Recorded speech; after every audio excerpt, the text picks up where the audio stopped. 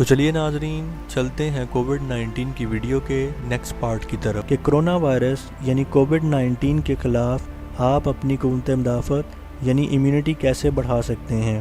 آپ اپنی روزمرہ زندگی میں orange juices, grapefruit, lemon juices, تازہ سبزیاں، فریش میٹ، بادام اور پانی کا استعمال، وٹامن ڈی اور کیلشیم کا استعمال کریں۔ اگر یہ ساری چیزیں استعمال کرنے کے بعد بھی آپ کی علامات بڑھتی چلی جا رہی ہیں تو بجائے اس کے خود کوئی میڈیسن استعمال کریں، آپ فوراً اپنے قریبی ڈاکٹر سے رجوع کریں۔ تو چلیے ناظرین چلتے ہیں اپنے اگلے پوائنٹ کی طرف کہ کووڈ-19 کے خلاف پاکستان میں کون سی ویکسینیشن دی جا رہی ہیں۔ ناظرین ان ویکسینز میں سائنوفارم ویکسین چائنا سے امپورٹ کی جا رہی ہے اور 50 سال سے زائد عمر کے افراد میں دی جا رہی ہے۔ اسی طرح کونویڈیشیا کووڈ-19 ویکسین جو کینسینو بایو کمپنی جو کہ ایک چائنا کی کمپنی ہے وہ تیار کر رہی ہے اور یہ ایک سنگل ڈوز ویکسین ہے اور 80 سال سے زائد عمر کے افراد میں دی جا رہی ہے۔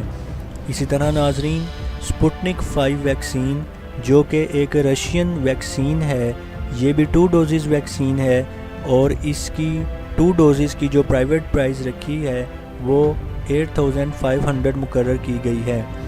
اسی طرح ایسٹرازینیکا جو آکسفورڈ اور کوویکس کی الائنس سے تیار کی گئی ہے اور کووڈ-19 کے خلاف دی جا رہی ہے، یہ بھی 2 ڈوز ویکسین ہے اور پاکستان میں یوز نہیں کی جا رہی۔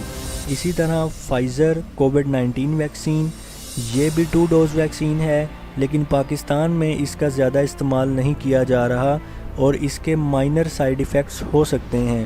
یاد رہے ناظرین ابھی تک کوئی ایسی ویکسین کووڈ-19 کے خلاف نہیں آئی جو کہ 100% کیور پرووائڈ کرتی ہو، اس لیے یہ ہمارا قومی اور مذہبی فریضہ ہے کہ ہم احتیاطی تدابیر کو استعمال میں لاتے ہوئے ایک دوسرے کو بیماری لگانے سے بچائیں۔